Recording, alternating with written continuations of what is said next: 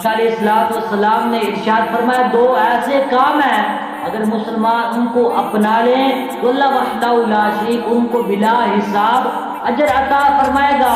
وہ کون سے کام ہیں؟